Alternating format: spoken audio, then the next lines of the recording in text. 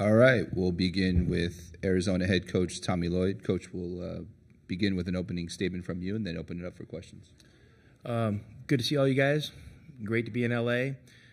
Proud of our guys and what we've accomplished and are attempting to accomplish. It's been a great group, and yeah, just obviously looking forward to a great challenge tomorrow.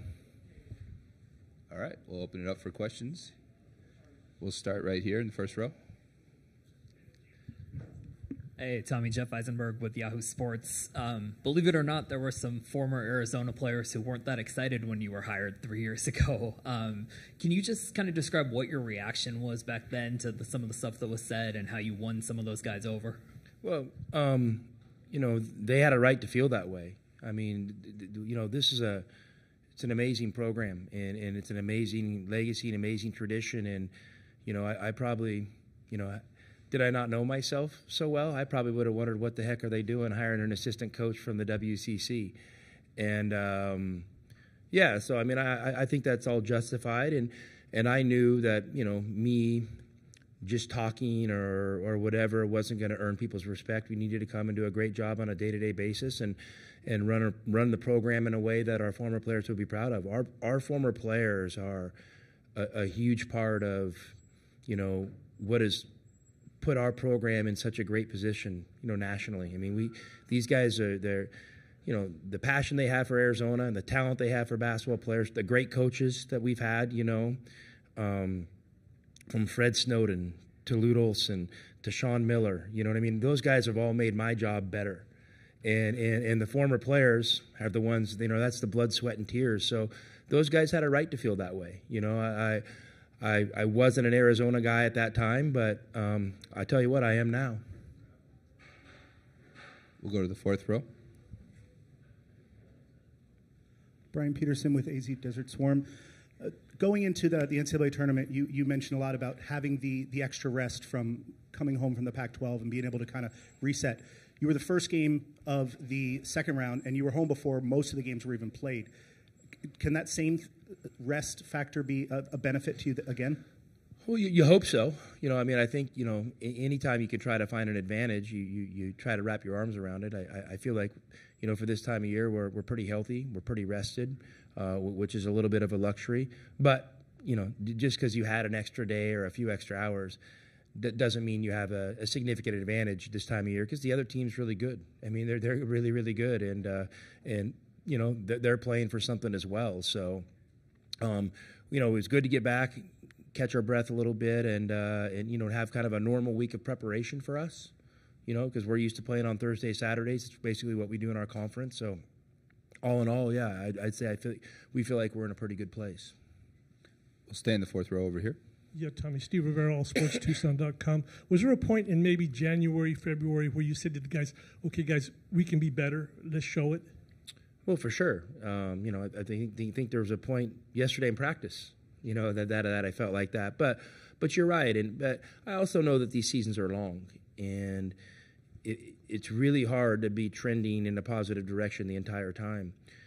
Part of growing over the course of a season is struggling and dealing with adversity and staring it straight down and acknowledging, hey, we might have some weaknesses. We got to get better, or we're not doing a good enough job, whether it's as a coaching staff or as players. So we took some of those, you know, maybe some of those that tough stretch, because we were on the road for basically a month. We didn't play a game in McHale. So I think that just kind of threw us off our rhythm a little bit, and we got a little tired. And, you know, we played some teams that played really well, but I think that adversity has helped make us a better team today. We'll go next to the first row. Yeah, Beth Harris, AP. Tommy, the NCAA president, said today that they're going to start working on banning prop bets on individual players. Wondering your opinion on that, and also, do you hear your players getting harassed at all during games for their performances? I know as little about gambling as maybe anybody. Somebody had to explain to me what a prop bet was, so I really don't have an opinion on it. I mean, there's lots of things going on in this world that, you know, require attention. Unfortunately, my attention can't be divided on those things. So I'm 100% focused just on Arizona basketball, and I'm going to trust the powers that be will put our game in a good position. And if some of those other things are causing problems, I'm hopeful they fix them. We'll go over here, second row. You're here, Jordan Mendoza, USA Today Sports, trying to get over that hump of getting this team to its first Final Four in over 20 years. And you have guys that have been to the Final Four before. Has the team kind of just looked to Kashad and to Caleb just about, hey, like, what do we need to do this weekend to make sure that we end up going back to Arizona? I mean, first off, I don't see a hump. I don't see a hump. I'm just a basketball coach at Arizona in my third year. I see opportunity. So, we look at opportunities, as a privilege, and we want to take advantage of them. With that being said, 100% we understand that every opportunity doesn't ensure you're going to be successful or you're going to be able to take that next step because it's going to be really challenging. So, and to be honest with you, we're I know it's boring, but we're a one day at a time, one game at a time, cliche coach, cliche team. And so we're 100% focused on Clemson, and we haven't looked anything beyond that. Coach Luke Liddon here with 12 Sports out of Phoenix. I believe deep runs in the big dance always require teams to win in different ways. It seems you have done that. This team has done that the first two games of the tournament. And how would you assess this team's ability to win in different ways, whether it be on the defensive end or the offensive end, especially when we look at these first two games of the tournament? When we build a team, as a staff, I think the first thing we always think about is we want to give our team as many chances to win games as possible. So, whether that's the defensive end, the offensive end, a secondary lineup you might use. We're trying to think of everything we can to give ourselves opportunities to win. So, I think with that mindset, you're not afraid to play different styles, and because I understand, hey, these other coaches are really good. And they're going to come out with game plans, and we're not always going to be able to play 100% in our comfort zone. So we've got to be comfortable being uncomfortable. So I think our guys have done a really good job these first two games, and even down the stretch of the season we were seeing. Every game it seemed like we were seeing a new coverage, a new type of defense, that maybe the team hadn't even done that much, so we were getting the kitchen sink, and that's not easy to play against on a nightly basis, but I think our guys have handled it pretty well. We'll keep it in the third row. Go ahead. Damian Alameda, 13 News. Tommy, so the NCAA president today came out talking about the desire to cut college sports prop bets. We already had this question. Did you? Yeah, okay. Yeah. Perfect. So and I just I'll give you the same response. Somebody had to explain to me what a prop bet was. So I'm probably the least, person. I don't understand gambling or all the things and spreads and money lines. I don't even know what all that stuff means. So, yeah, I'm probably the wrong guy. Go ahead. Hi, Tommy. Addison Colbach here with Arizona PBS. Just kind of, I got here late. I don't know if you already asked this, but kind of looking at Clemson, they're a slower-paced team that likes to shoot the mid-range, shoot the three ball a lot. And your team has kind of struggled with that in years past, like in Princeton. How do you guys plan to speed them up and play Arizona basketball? Well, whatever their pace, their tempo. What I see when I see Clemson, I see an incredibly physical team that has a conviction to assert their physical will on you. And I don't really and I sit there when I watch them on film and think, wow, these guys are playing extraordinarily slow. I see they have a couple, elite perimeter players. I see they have, two really good big guys. I see they have good size at the other positions, and they play with effort and toughness, possession by possession. That's what I see when I watch Clemson. Again, if you have a question, go ahead and raise your hand. We'll go back to Jordan. Go ahead. Tommy, I know you mentioned it before, but Matt Painter mentioned in their win over Utah State the benefit of having an international trip before the season, and you've said the same thing as well. And could you just go in depth about what helps get with that trip to get your team here? Well, it's the first time, and I've traveled a lot. Obviously, if you guys know my coaching background, I've recruited internationally for years, and I love traveling, and I've taken my family on around the world trips. We really valued, my wife and I, traveling with our kids and making that part of our life. But to be able to take our team, it's the first time I've done a foreign trip. And I didn't want to just do one of these foreign trips where you go play a couple, rinky-dink select teams. We wanted to go play national teams. We wanted to go to places of substance where our guys could learn. So, we got the opportunity to go to Israel and Abu Dhabi. And it was an awesome trip and an amazing way to, get everybody in our group. We had a group of like 50 people.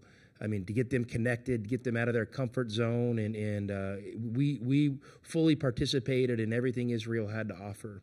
And it was an amazing trip and an amazing way to kind of kick off our journey, and especially, in light of what's happening over in that part of the country or part of the world right now. It was a really impactful trip for us, and I'm hopeful. You can do those trips every 4 years. I'm hopeful in 4 years. I'm optimistic that the world's going to be in a better place. That region of the world's going to be in a much better place, and I'm hopeful that Arizona can make a return trip over there, because I think that would be really, really cool on a lot of levels. You have a question in the back? Go ahead. Get a mic over to him. Jason Shear, Wildcat Authority.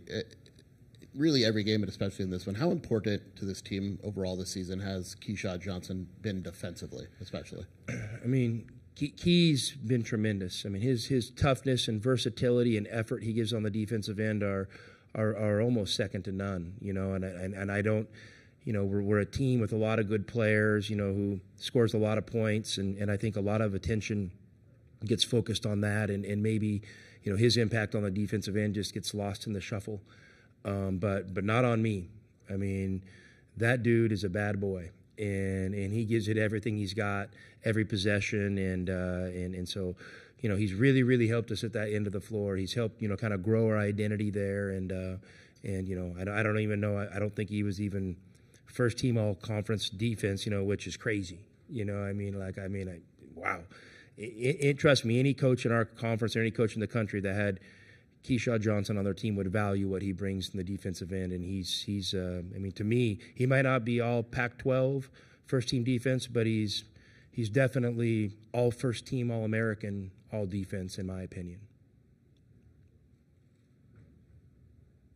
Do we have any other questions? Coach, I'm curious, how would you describe this team's poise? We know March Madness can be crazy, you never fully know what to expect. How would you describe, from your perspective, the team's poise? I mean, I love our poise. It's something we talk about all the time. Poise is built from confidence and belief, and I think we have those two things. But you're right. This tournament tested it, and one of the the crazy things about these tests is you don't always know what the response is going to be. I mean, you can have an idea, and I trust our poise. I trust our belief and confidence, but that doesn't mean that it's always gonna show up in the moments you need it to, and that's what makes these games, I guess, such a spectacle. For those on Zoom, if you have a question, go ahead and use the raise hand function. Do we have any other questions here in the room? Yeah, go ahead. Coach, kind of in the same vein about Keyshawn's defense, Bradley in the last round in particular, he came out and did some pretty great things defensively, and having a guy that you can turn to off the bench that can bring that same sort of defensive intensity, how important is that?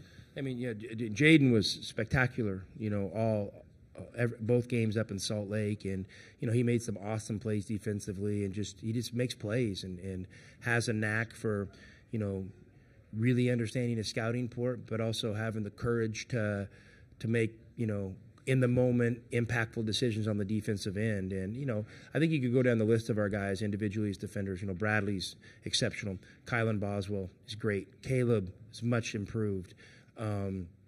Umar, we rely on him so much to clog up the paint and protect the rim, and KJ Lewis is the guy's a dynamo defensively. Then you add Pella to that mix, who I think the best things he does is at the defensive end of the floor.